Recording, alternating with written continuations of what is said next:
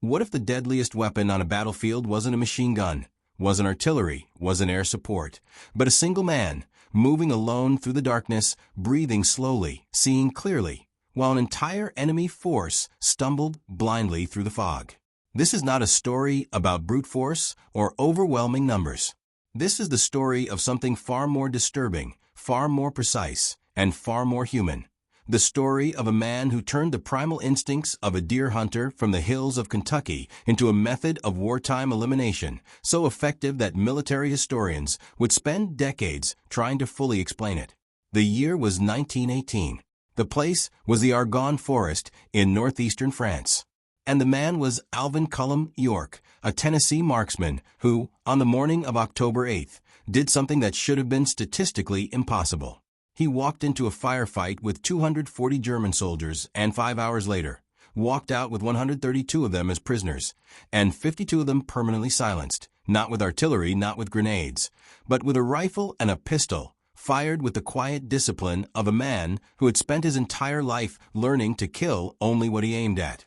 If this story already has the hairs on the back of your neck standing up, then you are exactly where you need to be. Subscribe to this channel right now, because we tell the stories that history textbooks summarize in a single sentence, but that deserve an entire film. Like this video, it genuinely helps more people find stories like this one. Share it with someone who loves history, with someone who thinks they know everything about World War I, or with someone who simply needs to be reminded that individual human beings can change the course of events in ways that no army ever planned for. And drop a comment below. Tell us what you already knew about Alvin York before clicking play, because by the end of this video, whatever you thought you knew will feel incomplete. To understand what happened in that forest on that October morning, you must first understand the man, because Alvin York was not a soldier by nature. He was, in the most fundamental sense, a man of conscience trapped between two worlds. Born on December 13, 1887, in Pall Mall, Tennessee, a tiny mountain community in Fentress County, where running water was a luxury and formal education was measured in weeks rather than years. York grew up in a family of 11 children, surviving on subsistence, farming, and hunting. His father, William York, died when Alvin was still a teenager, forcing him into the role of provider almost immediately. The mountains of the Cumberland Plateau became his classroom. He learned to read animals, to predict movement, to control breathing under pressure, to hold a front sight steady when his lungs were burning and his hands were cold. Every Thanksgiving, the men of Pall Mall gathered for shooting matches, turkey shoots, they called them, where a live turkey was placed behind a log with only its moving head visible, and a marksman had to hit a target smaller than a man's fist at distances that would challenge a modern competitive shooter. Alvin York won those contests so often that the other men eventually stopped competing directly against him. He was not boastful about it. He simply knew what he was capable of, and that self-knowledge would become the most important weapon he carried into France. But before France, before the uniform, before the forest, there was a profound internal war that Alvin York fought entirely within himself, one that nearly prevented the entire story from ever happening. York had converted to Christianity in 1915, joining the Church of Christ in Christian Union, a pacifist denomination that interpreted the biblical commandment against killing in the most literal and absolute terms. When the United States entered World War I in April 1917, and the draft notices began arriving in mountain communities across Tennessee, York registered as a conscientious objector. He wrote on his draft card, plainly and without apology, that fighting and killing were against his religious convictions. His local draft board denied the exemption. He appealed. They denied him again. And so, in November 1917, Alvin York found himself at Camp Gordon in Georgia, holding a rifle he believed he had no moral right to use against another human being. His commanding officer, Captain Edward Courtney Buxton, Jr., was an educated man who recognized immediately that York's conflict was not cowardice. It was theology. Buxton sat with York for hours, reading scripture alongside him, specifically the passages in the Old Testament where God commanded warriors to fight in defense of the righteous. He gave York a 10-day furlough to go home to Pall Mall, to pray, to think, to climb the mountain above his family's farm and ask whatever force governed the universe to give him clarity. York returned from that mountain without a word of explanation. He simply picked up his rifle and never mentioned conscientious objection again. By the summer of 1918, Sergeant Alvin York was assigned to the 328th Infantry Regiment, 82nd Division, a unit that would later be known as the All-American Division because it drew men from every state in the Union. The regiment had arrived in France in May and spent months rotating in and out of the front lines in some of the most savage fighting of the entire war. By early October, the Meuse-Argonne offensive was in full force, an Allied assault of staggering scale involving more than 1 million American troops, designed to break through the German Hindenburg Line and end the war before winter. The Argonne Forest, a dense, ancient woodland straddling the border between the Meuse and Marne departments of France, was one of the most heavily fortified natural obstacles on the Western Front. The Germans had spent 4 years digging into its hills, stringing barbed wire through its ravines, positioning machine gun nests along every ridge that offered a commanding field of fire. American commanders knew that taking the Argonne would be brutal.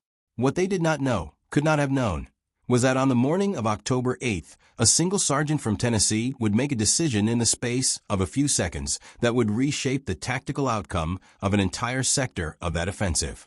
The patrol that entered the Argonne Forest before dawn on October 8, 1918, consisted of 17 men under the command of Sergeant Bernard Early.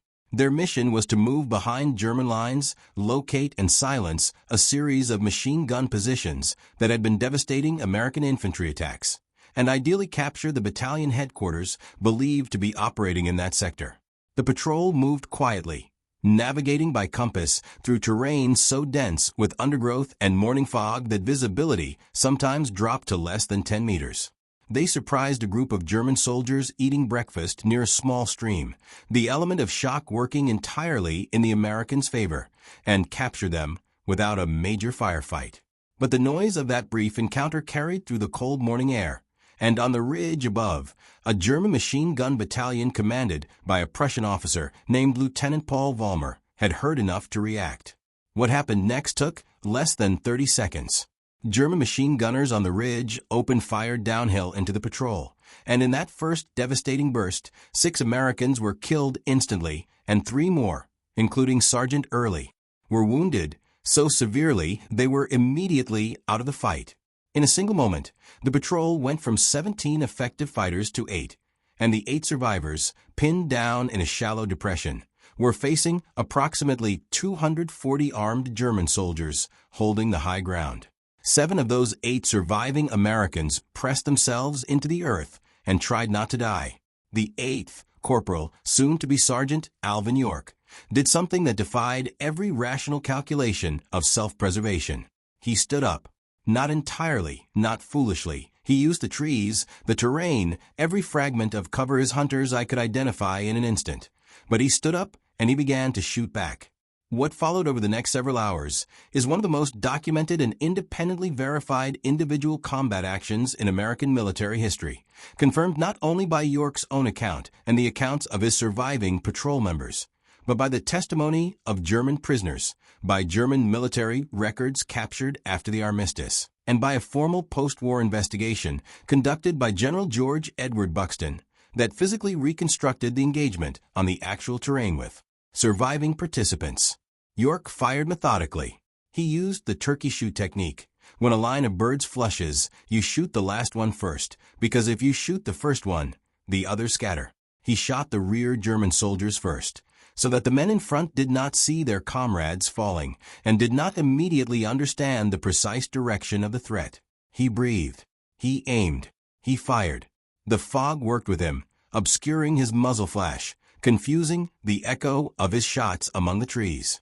At some point in the middle of that extraordinary morning, as York had already dropped more than 24 German soldiers, and the surviving machine gun crews were in a state of genuine tactical confusion, Lieutenant Paul Vollmer made a decision that he would spend the rest of his life reconsidering. He stood up from his own cover, walked toward the Tennessee marksmen with a white flag improvised from whatever cloth was available, and attempted to negotiate a surrender.